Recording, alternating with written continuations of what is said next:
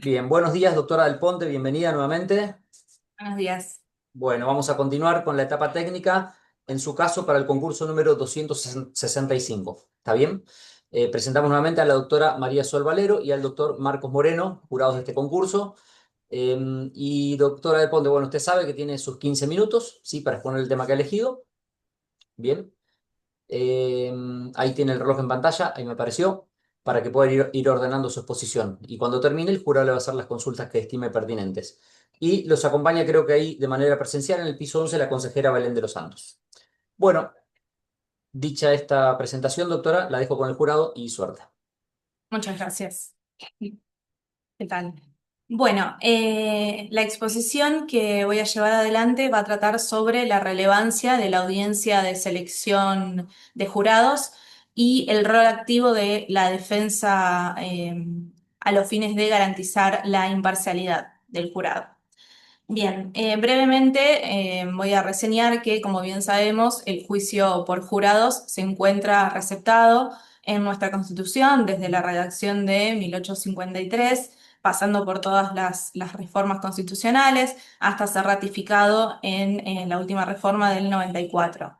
Entonces, en conjunto, el artículo 24 con el 75 inciso 12 y el 118 le dan el fundamento constitucional al Instituto del Juicio por Jurados. Pero también es cierto que en las distintas provincias del país se fue implementando de manera paulatina en los últimos años. Lo cierto es que en nuestra provincia, en la provincia de Neuquén, se implementó el juicio por jurados en el año 2011 en conjunto con la sanción de la Ley 2784, que es la que dio lugar a nuestro actual Código de Procedimiento Penal, incorporando el Instituto del Juicio por Jurados en el título segundo en su libro cuarto, comenzando a partir del artículo 197 y siguientes sobre justamente, comenzando con la audiencia de selección de jurados. Brevemente, antes de adentrarme en la centralidad del tema, quisiera mencionar que el momento procesal oportuno para establecer la competencia del juicio por jurados es en la audiencia de control de acusación normada en el artículo 168 de nuestro ordenamiento procesal, en donde la facultad para solicitar que nuestro imputado sea eh, juzgado por un tribunal integrado por jurados en nuestra provincia la tiene el fiscal, ¿sí? En el marco de esa audiencia, además de litigar sobre los ofrecimientos de prueba de las partes y demás cuestiones, toda vez que es una audiencia de multipropósito que las partes quieran plantear, se va puntualmente a tratar la competencia y es el fiscal el quien tiene la facultad de solicitarle al juez que designe la integración de un tribunal integrado por jurados cuando quiera solicitar una pena mayor a 15 años de prisión. Esta circunstancia puntualmente se diferencia con otras provincias, como por ejemplo la provincia de Buenos Aires, en donde la decisión de ir a un juicio integrado por jurados es del imputado, porque se reconoce esto como un derecho del imputado, en donde el imputado, en la audiencia del artículo 22 bis de ese ordenamiento procesal, va a decidir en definitiva si va a ser juzgado por un tribunal integrado por jurados o no. Lo cierto es que en el marco de la audiencia del control de acusación se podrían llegar a plantear determinadas cuestiones, como por ejemplo esta, teniendo en consideración que es un derecho del imputado, entonces podría renunciar o no a su integración, o bien también se podría llegar a plantear la inconstitucionalidad de las mayorías del jurado de Neuquén y otras cuestiones. Para ya dejar el agravio planteado en esta audiencia, en caso de que recaiga sentencia condenatoria, retomar el agravio en la posterior y eventual impugnación. Lo cierto es que una vez que el juez resuelve sobre la competencia, en los casos en los que vayamos a ir a un juicio por jurados, días después de la audiencia de control de acusación, se realiza un sorteo en los términos del artículo 197 para determinar el juez técnico que va a intervenir en la causa y también los potenciales jurados.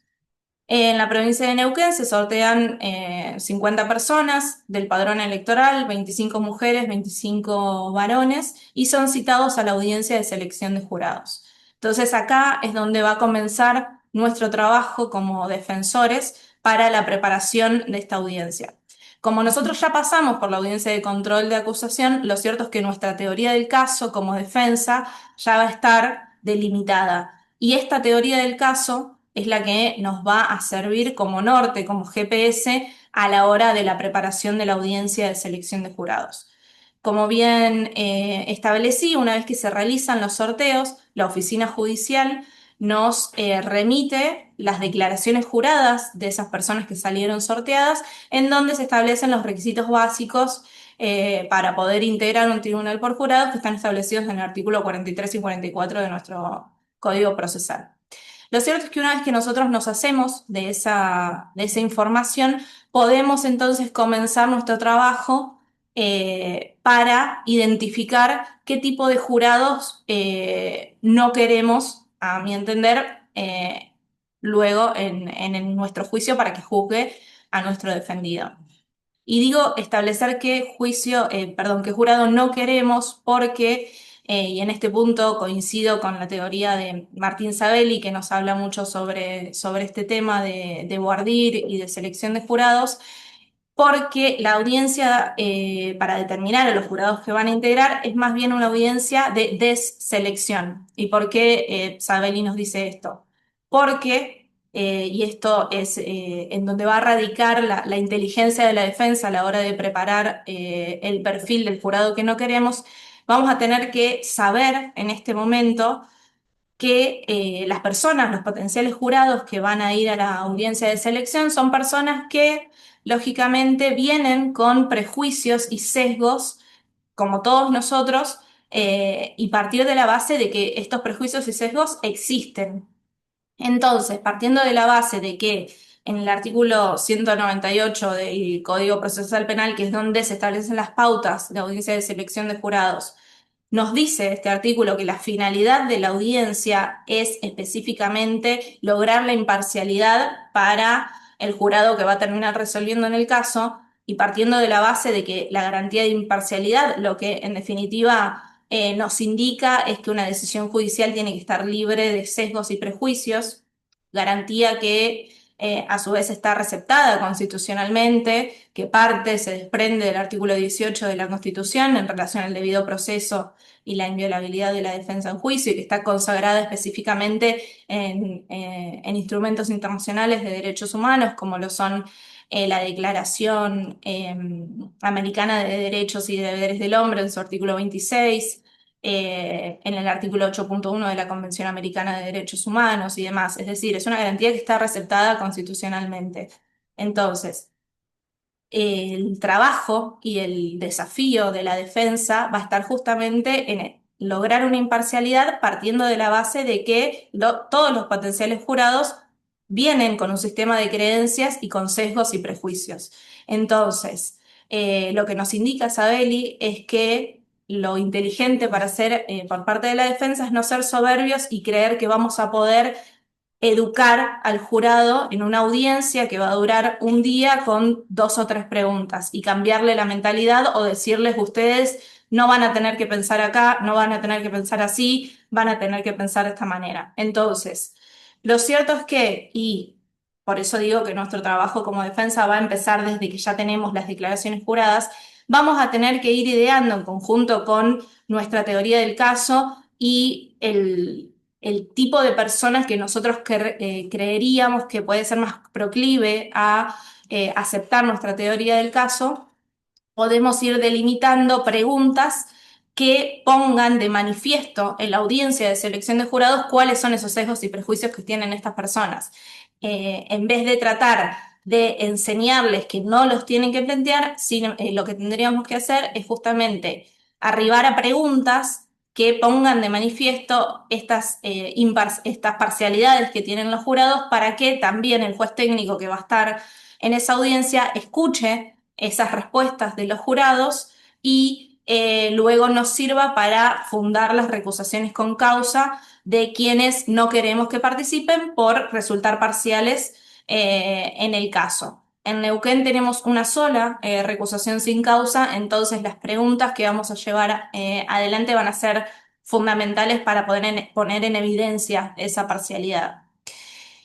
Ahora bien, quiero hablar de dos casos en particular que nos van a demostrar la importancia, por un lado, de la selección de jurados y lo que sí habría que hacer o a lo que habría que apuntar y lo que no sería lo más correcto de hacer. Uno de los casos es un caso de la provincia de Córdoba, el caso de Brenda Agüero, que fue declarada a prisión perpetua en julio de este año, en donde en ese caso en particular se habían realizado, previo a la audiencia de selección de jurados, la utilización de formularios previos, en donde se habían realizado preguntas genéricas sobre los potenciales jurados y una de las jurados había completado en ese formulario que tenía algún conocimiento de las personas imputadas y que tenía una profesión que también tenía que ver con el tipo de jurados que se iba a llevar adelante. Esta información fue pasada por alto, si se quiere, en la audiencia de selección de jurados. No se le realizaron preguntas para profundizar esa circunstancia a la potencial jurado en particular. Y luego de que culminó el juicio y que se arribó al veredicto de culpabilidad, se tomó conocimiento, porque esta jurado dio una nota periodística, de que de todas estas circunstancias, de que ella trabajaba, perdón, de que ella concurría al mismo lugar a donde la imputada trabajaba, que había dejado de ir por unas circunstancias que también tenían que ver con el caso, todos puntos que si en la audiencia de selección de jurados se habrían trabajado, quizás hubiesen demostrado su falta de imparcialidad y hubiesen sido un motivo para su recusación, porque en definitiva esa jurado hizo saber que ella había votado por la culpabilidad de la imputada. Entonces creo que este es un caso reflejo para lo que podría mejorarse a la hora de las audiencias de selecciones de jurados. Y por otro lado, como algo positivo, como un caso ejemplo, si se quiere, de lo que es correcto hacer en una audiencia de selección de jurados, me gustaría hablar del caso de Remul Niancu, que es un caso que se hizo en el año 2015 en la ciudad de Zapala, de nuestra provincia, que además fue el primer juicio multicultural de América Latina, en donde la persona imputada era una mujer miembro de una comunidad mapuche. Entonces, en la audiencia de selección de jurados, si bien en ese caso particular las partes estuvieron de acuerdo, tanto fiscalía como querella también, pero lo cierto es que se resolvió en esa audiencia realizar una integración multicultural del jurado, respetando el inciso sexto del artículo 198 de nuestro Código Procesal Penal, que nos indica que al menos la mitad del jurado tiene que pertenecer al mismo contexto sociocultural que el imputado. Entonces, en el marco de esa audiencia, se decidió que la integración de los jurados sea con 6 personas mapuches y 6 personas no mapuches, y además también se determinó en el marco de esa audiencia que el juicio sea traducido en forma simultánea a la lengua mapuche. Entonces se respetaron de esta manera las garantías del imputado, la garantía fundamental de imparcialidad, y el resultado de esa audiencia fue que era una imputada que estaba imputada por un homicidio en tentativa, terminó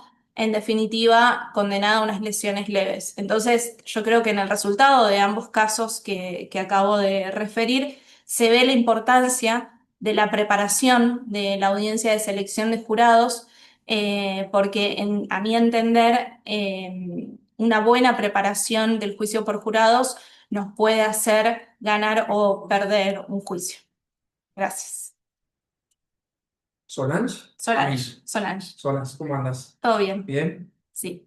Bueno, bienvenida al consejo. Muchas gracias por concursar. En nombre de la doctora y mío te damos la bienvenida. Nosotros te vamos a evaluar, pero solamente vos sabes que el esfuerzo es lo que te sentó ahí. Así que felicitaciones por eso. Seguir para adelante. Veo que te han dicho varias veces nuevamente, razón por la cual supongo que no es la primera vez que estás No sentada es la acá. primera vez. ¿Has concursado por otros cargos? No, siempre para defensora. Siempre para defensor, lo cual habla bien de vos, digamos, porque los que hemos rendido alguna vez y esto se repite creo que en todas las provincias o en todos los lugares. No es mi caso, pero si han rendido para fiscal y después para defensa, la pregunta obligada es, oye, ¿usted qué perfil tiene? Ujú.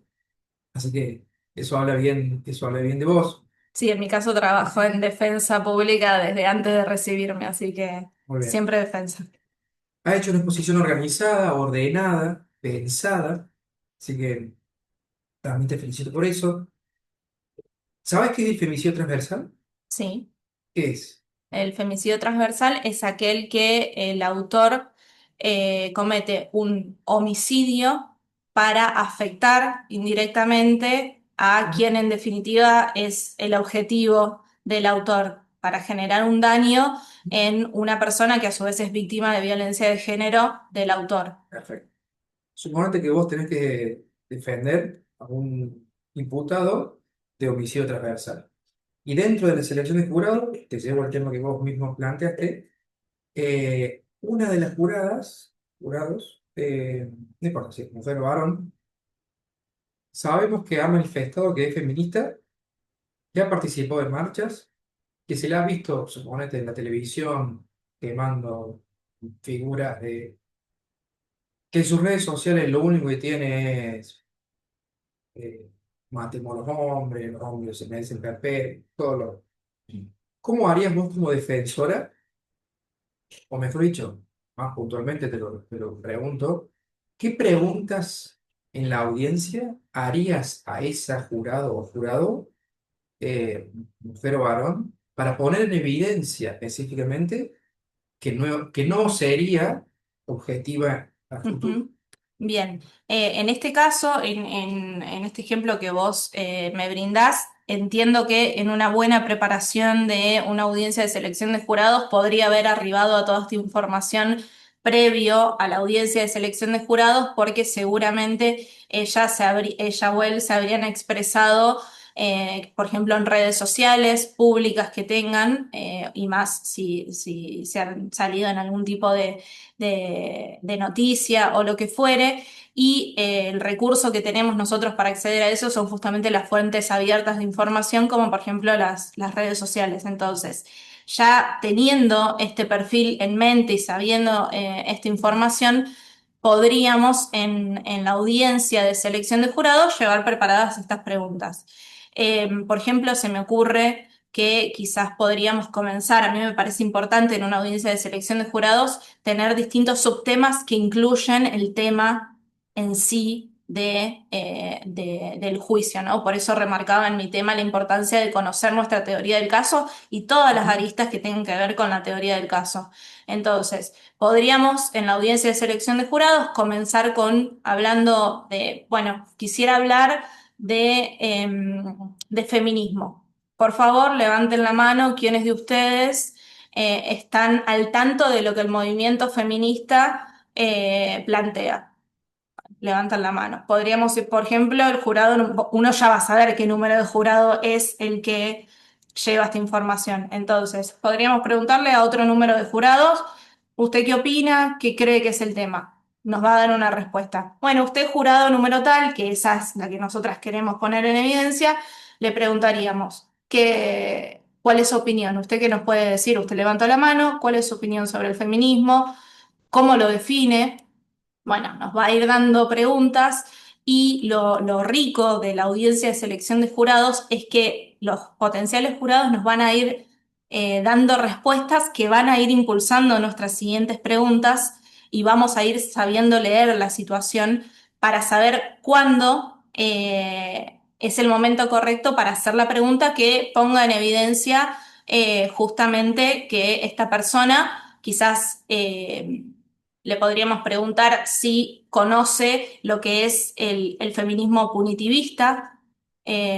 Seguramente como es militante o activista va a estar al tanto de lo que significa el feminismo punitivista, qué opina al respecto, si cree que vivimos actualmente en una sociedad patriarcal, si cree que el sistema de justicia es el encargado de poder darle una respuesta a la sociedad para que esto cambie. Y a medida que esta persona va a ir contestando, va a ir poniendo en evidencia su parcialidad hacia este tema en particular. Y me parece importante a mí saber cuándo frenar, cuándo parar de hacer preguntas, porque si no, la pregunta que por ahí a uno le va a tender contestar, realizar es, bueno, entonces usted con toda esta información que me está dando quiere decir que no va a ser imparcial a la hora de juzgar a mi defendido. Y ahí la persona te podría decir, no, sí, igual yo creo que puedo contestar de manera objetiva. Entonces ahí como que nos cavamos nuestra propia tumba a la hora de hacer la recusación. La idea es tratar de sacarle la mayor información posible y después, a la hora de las recusaciones con causa,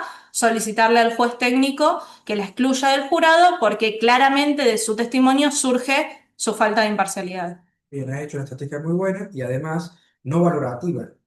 Eso significa que no has puesto en evidencia, sino que después lo vas a plantear ante el juez y le vas a decir, oye, mire, y la última por mi parte te llevo al derecho, al derecho de fondo.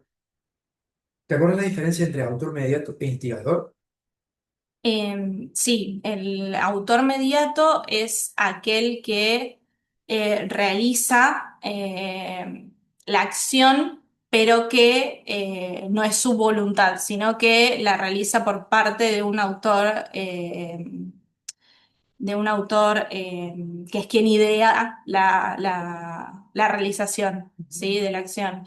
En cambio, el instigador es el que de alguna manera convence al autor inmediato de realizar la acción en particular. Hubo un caso en Neuquén en donde se condenó justamente al autor inmediato y también se condenó al instigador. Era un caso de un femicidio en donde la pareja de quien era el autor lo instigó a que le dé muerte a una chica que había estado, que había mantenido una relación sexual con él, y la imputación de la fiscalía era justamente instigarla a ella, imputarla a ella como instigadora de lo que terminó haciendo después el autor material del hecho.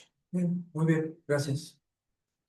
Solange, te llevo retomando un poquito tu tema. ¿Te merece algún cuestionamiento la introducción por parte, en las instrucciones por parte del juez técnico del juicio por jurados de figuras menores contenidas que no hayan sido propuestas por las partes?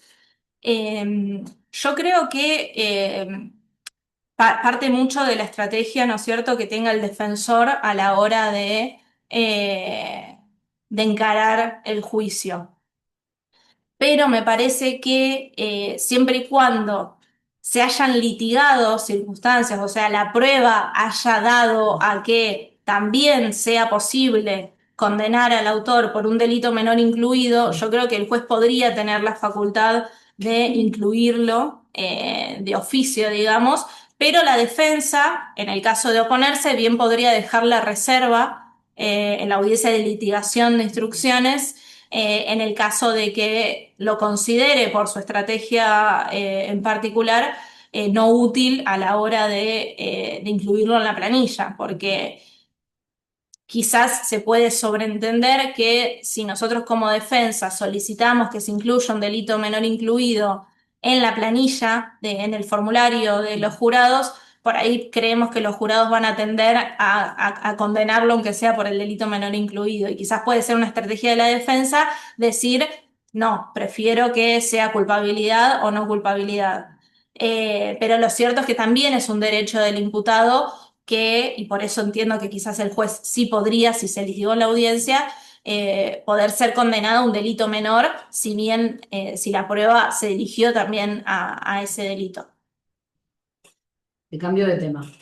Tenés un asistido que viene imputado y de hecho llegás a la audiencia de control de acusación por un hecho con una calificación legal que no admite una condena en suspenso. Bien. Haces un planteo en la audiencia de control de acusación respecto de esta calificación y lográs que se modifique a una menos gravosa, con una pena menos gravosa que ahora sí admitiría una condena en suspenso. ¿Te parece que se puede realizar algún tipo de planteo ante este cambio de expectativa en la pena en esa oportunidad? Sí, en la audiencia de control de acusación, sí. Yo creo que si antes teníamos un delito que no nos permitía una pena de ejecución condicional y ahora lo tenemos, partiendo de la base de que el imputado no tendría antecedentes penales, lo que podríamos plantear en la audiencia de control de acusación es la posibilidad de que se resuelva una suspensión de juicio a prueba. Lo podríamos pedir como una cuestión preliminar de la audiencia de control de acusación, o bien también proveer o proponer una reparación, porque como bien también creo que lo mencioné en el tema, la audiencia de control de acusación es una audiencia multipropósito y es la última audiencia y oportunidad procesal previa a lo que posteriormente sería el juicio oral. Entonces, si nosotros en la audiencia de control de acusación ya tenemos resuelto por el juez de garantías un cambio de calificación que nos permite una pena de ejecución condicional, podríamos, por un lado, como planteo base, proponer, una reparación en los términos del artículo 106 de nuestro Código Procesal Penal, o bien una suspensión de juicio a prueba en los términos del artículo 108. El imputado no venía, ¿no es cierto?, detenido en el marco, bueno, Puede venir detenido. caso de que venga, en el caso de que Indiferente. venga detenido, obviamente que también solicitaría en esa audiencia la libertad del imputado. Perfecto, y te hago una pequeña variante. Si este cambio de calificación por una más beneficiosa, una pena más baja, no se produce en el control de acusación, sino que es consecuencia del juicio de responsabilidad. El juicio se inicia con una acusación por la calificación más gravosa y termina declarado responsable por esta menor que admite la condena en suspenso. ¿Te parece pertinente? ¿Podrías realizar algún tipo de planteo? Sí, si bien el artículo 108 de nuestro Código Procesal Penal nos dice que el momento procesal oportuno es hasta el control de acusación, lo cierto es que en el control de acusación nosotros no tendríamos la posibilidad de plantearlo por la calificación legal. Entonces, si a nosotros, luego del juicio de responsabilidad, nos cambia la calificación, bien podríamos y deberíamos, creo yo, como defensa de nuestro asistido, solicitar una audiencia en los términos del artículo 108 y solicitar eventualmente la suspensión de juicio a prueba. Me parece importante en este sentido remarcar que tiene dicho la jurisprudencia de nuestra provincia, que es importante que la suspensión de juicio a prueba con esta teoría del caso haya sido planteada desde el inicio de la causa, ya sea desde la formulación de cargos o bien desde la audiencia de control de acusación. Me permito contar un caso que tuve que se dio justamente esta situación en donde la persona venía imputada por homicidio con dolo eventual y lo que hicimos en la audiencia de control de acusación fue solicitar un cambio de calificación a homicidio culposo agravado y solicitar la suspensión de juicio a prueba. Las dos cosas hicimos en el marco de la audiencia de control.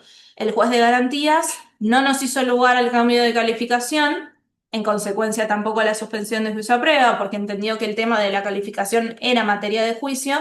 Nosotros impugnamos de todas maneras esta circunstancia, se declaró inadmisible el recurso, fuimos a un juicio. En el marco del juicio de responsabilidad, se lo condenó por mayoría a homicidio con dolo eventual, se lo condenó a la pena de 8 años y luego de presentar la impugnación, en impugnación se modificó la calificación legal y se lo condenó a homicidio culposo agravado y se ordenó un reenvío para un nuevo juicio de cesura. Entonces, lo que hice en esa oportunidad fue, en el nuevo juicio de cesura, que se realizó ahora con la calificación de homicidio culposo agravado, fue solicitar como cuestión preliminar la suspensión del juicio a prueba. En esa oportunidad, los jueces no hicieron lugar a la suspensión de juicio a prueba y se continuó con la cesura, pero entendí pertinente, ahora que la calificación legal me lo permitía y siendo que ya había sido la estrategia de defensa y la teoría del caso el culposo agravado y que nuestra ideación respecto a la salida era la suspensión de juicio a prueba, me pareció pertinente solicitarla en el marco de la nueva cesura que se designó. Finalmente el caso terminó con una pena de 3 años de ejecución condicional porque no me hicieron lugar. Después hubo varias impugnaciones donde también se impugnó la no concesión del beneficio de suspensión de juicio a prueba y demás. Terminó con 3 en suspenso, pero Con esto quiero decir que me parece pertinente volver a plantearlo, ni bien la calificación lo permita. Perfecto. Te hago una última pregunta. ¿Qué opinás respecto de la posibilidad de control por parte del Ministerio Público Fiscal de la prueba que está produciendo la defensa durante la etapa de investigación? De la propia prueba. Ujú. Bueno, me parece que la fiscalía no debería de ninguna manera controlar la prueba de la defensa, porque nosotros tenemos en Neuquén un sistema acusatorio adversarial en donde la defensa puede y debe llevar adelante su propia investigación. Esto también nos lo indica el artículo 135 de nuestro Código Procesal Penal, y no solo nuestro sistema, sino también hay vasta jurisprudencia que nos habla sobre la defensa eficaz, y la defensa eficaz yo creo que significa también brindar la posibilidad a la defensa de que pueda realizar su propia prueba, su propia investigación. Por ejemplo, la Corte Suprema de Justicia de la Nación habla de la defensa eficaz y la posibilidad de investigar de la defensa en el fallo Porta, en el fallo Inigo. También hay un fallo de Estados Unidos que implementa la doctrina Strickland, en donde se habla de la posibilidad de la defensa de llegar y derribar a una defensa cierta, y la defensa activa de la defensa, que no es solo cuestionar la prueba de la fiscalía, sino realizar una prueba propia que que la fiscalía no tiene por qué controlar, justamente porque nosotros no tenemos el deber de objetividad que sí tiene la fiscalía. Nosotros, como defensa de nuestro imputado, por intermedio de la defensa material, del diálogo constante que nosotros podemos tener con ellos, podemos durante el plazo de investigación realizar distintas tareas, distintas investigaciones, distintas medidas de prueba, que después, a la hora del discovery, de la audiencia de control de acusación, no estamos obligados a revelar todas las medidas de prueba, solo las que favorezcan a nuestro imputado. Entonces entiendo que el hecho de que la Fiscalía controle nuestra investigación iría en contra justamente de la defensa eficaz y de la autonomía de la defensa. No tengo más preguntas. Muchas gracias. Muchas Bueno, gracias. muchas gracias.